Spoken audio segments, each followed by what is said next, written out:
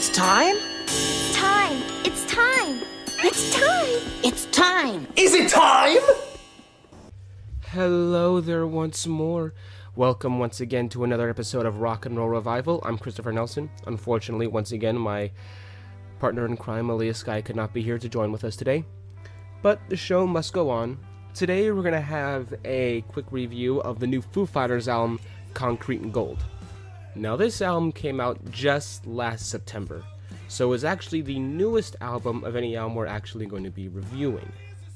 Just came out a couple days after the 7 album that we reviewed in the last episode. Now, the difference between what we're going to do in this review versus the other reviews is that we're not going to go in depth too much. We are not going to break down these songs track by track. And we are not going to consist the entire episode of this review. Because to be honest, this album isn't that great. It's not a bad album, but in my opinion might be the lowest quality album of the 4 that we've covered on the show, at least within the catalog of each respective band, with their own work taken into consideration. In other words, this is probably the lowest quality album of the 4 that we've done on this show. Not out of the 4, but the lowest quality of the 4 in comparison to each respective band. But now I'm just repeating myself. Which is actually a good theme to start with given this particular album. Because this album has a lot of reoccurring themes. In fact, repetition is a good place to start with. This album is kind of tedious. Not to say that the songs aren't good, but the songs are a bit boring. Each song has some potential within it. There's great riffs, and of course you can't go wrong with Taylor's drumming or Dave Grohl's screaming vocals when he gets that rasp into his voice. You just can't go wrong. And there are some really heavy, great rock songs, but it's not a great album.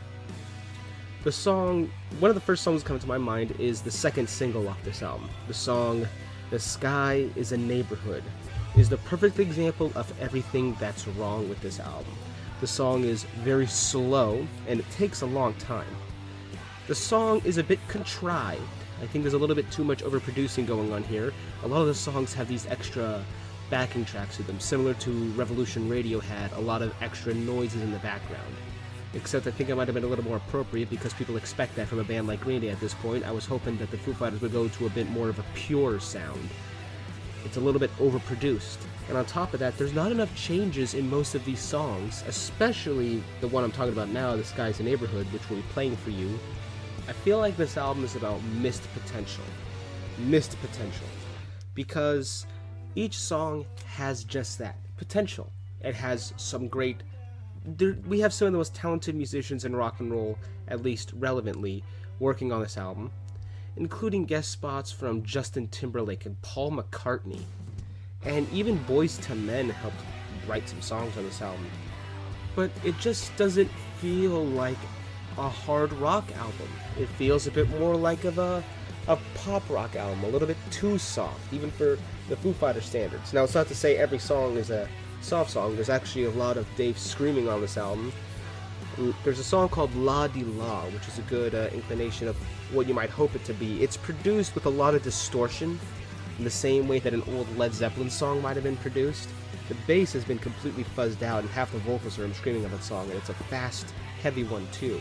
The song Run, the first single, has a little bit of a happy medium. The intro is a little tedious, the ending is a little tedious, but the middle is just a heavy, thrash-style, good classic hard rock song. The song Sunday Rain on the album is the only one that's not sung by Dave Grohl. It's actually sung by the drummer Taylor Hawkins, which you couldn't really tell. And I don't mean that in a good way. They have overproduced his vocals, and I think they wanted to make him sound a bit closer like Dave Grohl. Like you wouldn't think it might not be Dave Grohl. But come on. His vocals are just so distorted, you can't even tell what his original voice would have sounded like. And like I said, that might be part of the bad stuff. There's good songs too. The majority of the album has good riffs and good sections and the songs that flow really well. but they all feel like that they were just throwing in a little too much of a pop sense to it, which is a good point to make because Dave Grohl said before this album was produced that he wanted to be a bit more of a pop influence on the album. Which, knowing Dave Grohl's personality is a bit ironic. He's always been like the anti-pop when it comes to rock and roll. I mean, like, his music doesn't reflect that, but his personality always has. He's always talked crap about how the pop industry has been kind of regurgitating. Well, it seems that's kind of what the Foo Fighters have done here. This album is just a little over-contrived, and I know I've said that quite a few times so far in only 5 minutes, but it is. And one of the other things is that it doesn't necessarily offer anything else, too. It does sound a bit like an old Foo Fighters album, but in a bad way. Maybe it's just me, but I've never really gotten into studio albums by the Foo Fighters. The thing is, for me, I usually like to listen to the studio albums of bands. I like them in their collectives. I'm not a big fan of getting the greatest hits or individual songs off iTunes or streaming music. I'm not a big fan of that. I've always liked getting full finished albums. But something I've noticed time and time again is that full finished albums by the Foo Fighters just tend to not be good collective albums. Of course there are exceptions, and I think Sonic Highways might have been one of the best rock albums of the decade, but most other of those Foo Fighter albums have the same type of problem that this song has. That the majority of the songs aren't as good as the popular ones. Those songs can be a little bit contrived as well, and the album doesn't have enough changes in it to keep it interesting, and I honestly think that's a big critique of a lot of the Foo Fighters albums. Such as, that could easily describe the first album, that's the color and the shape, Echo Silence, Patience and Grace. These are great songs by great musicians, but as collective albums are not exceptionally good. Concrete and Gold doesn't really bring anything new to the table that you would want to hear from the Foo Fighters. To quote one other reviewer from Pitchfork, what they lacked in originality, they made up for in durability. In a sense that Foo Fighters is consistent, and you can't really complain too much because Concrete and Gold sounds like old Foo Fighters albums, and if that's the kind of sound you want to, you'll like this album. Unfortunately for me, I just kind of think the Foo Fighters might be a tad bit overrated. Now don't get me wrong, I love the Foo Fighters, but I don't think there's some big haven, and I might even say Nirvana was a better band than the Foo Fighters. Maybe even Queens of the Stone Age might have been considered a better band in my opinion. The case being is that it's not anything special. It is certainly not a worthy follow-up to Sonic Highways that they did with the HBO special, and is certainly a little too overproduced. I mean, it has just enough going for it to call it an okay album, but that's all it really is, and that's all the Foo Fighters albums have been. They've been okay. To put it as a final note, the album is a little overproduced, a little over-contrived, a little bit lacking in changes in songs, but most Foo Fighter albums were like that, so you can't complain too heavily because that's kind of what they've always been giving you. It's like saying every AC/DC album sounds the same. It's like, what did you expect? The thing is that, just for the Foo Fighters, I was just hoping that they would kind of continue into more of the progressive style that they were going with Sonic Highways. The songs were a little bit more progressive, there was more originality to them. It was a shorter, smaller album, but it had a little bit more versatility, and what they did, instead of making a full album with 12 good ideas, like what they did with most of their albums, they focused on making a shorter album with 8 great ideas.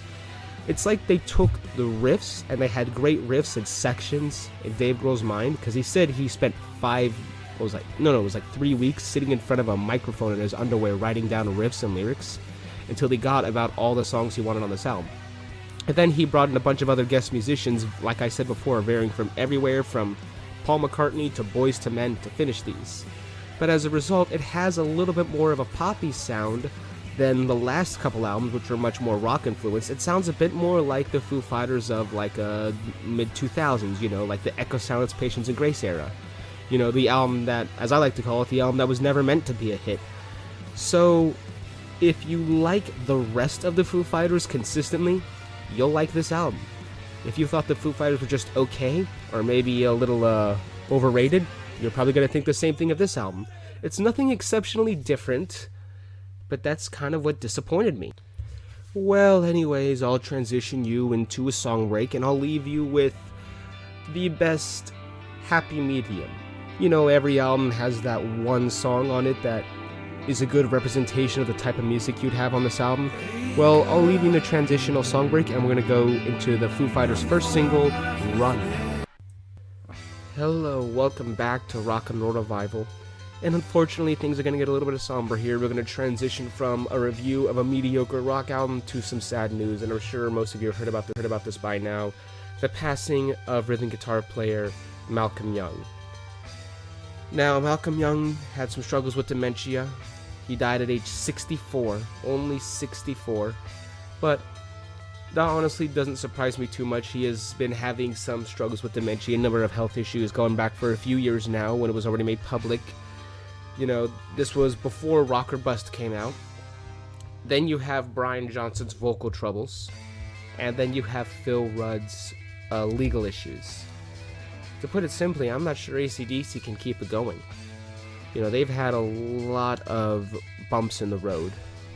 Foo Fighters did a tribute to AC/DC, and so did Guns N' Roses. They did shows together, which is unusual to think that Axl Rose and Dave Grohl would get along with each other, but they have done some co-ops to pay tributes to Malcolm Young, which is part of the reason why I bring it up in the Foo Fighters review.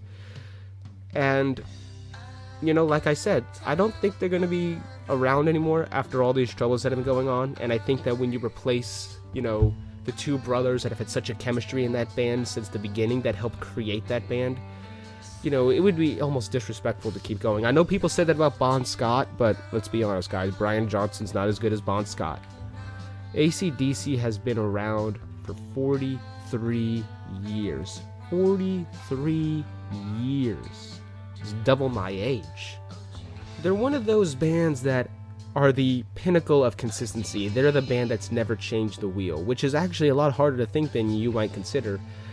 We would assume that it'd be easier to just keep doing the same thing, but when you're only using 3 chords, how many different individual melodies can one guitar player come up using only 3 or 4 chords and the same tuning all the time? It's almost kind of a miracle. It's almost the opposite of the type of thing you would expect from the Foo Fighters. With this album that we were reviewing, just like with AC/DC, I mentioned that the sound is a little too consistent from album to album. You buy an AC/DC album or a Foo Fighters album, you have a pretty good idea of what type of sound you're going to get. With AC/DC, that was a whole other level, though. In 40 years, they haven't changed their sound once, which is almost impressive. And personally, something that you might think that I would complain about, which I gotta admit, pretty much every album after Back in Black has never been as good. Maybe that's just more of a historical significance. There was something raw, something pure, something straight up. There was no bullshit with AC/DC. There was no such thing as an AC/DC album that was overproduced or over-contrived or trying too much or trying too little. They have never changed. They just keep making the same type of album. And it's such a good sound that they've done with every album, making it sound so similar, that it's amazing.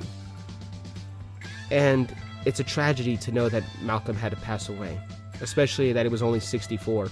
But he's had these health struggles for a while, and I think saying that it was a surprise would be a bit of a misnomer. And unfortunately, these bands are from the 70s, and, no one lives forever. We all know they were probably going to die out soon. I didn't think it would fall apart in just a couple years out of the nowhere, with all these health and legal issues, the whole Guns N' Roses thing. But, AC/DC's always been a band that gets kicked in the teeth and gets back up, so, I wouldn't be surprised if they got a new guitar player and went on one more tour, but I honestly don't think that they will. I don't think that they will. It's sad news. Sadly, we won't know what's going to happen for a while. We'll just have to wait and see. And I would bet that most likely AC/DC would tragically announce their disbandment.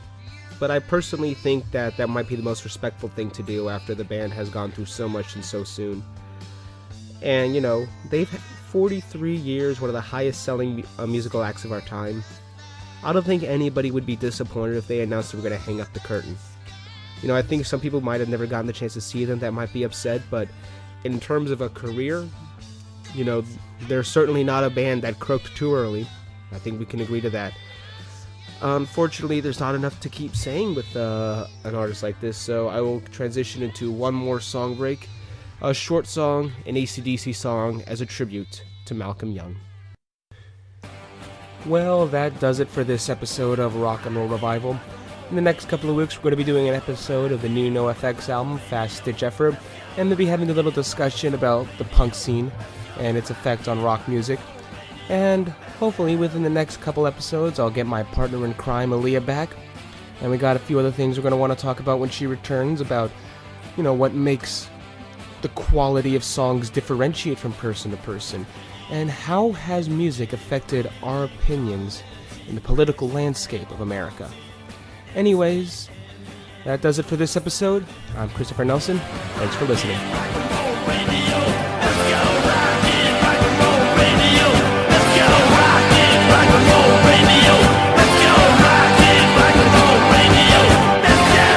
This is Rock and Roll Radio. Stay tuned for more rock and roll.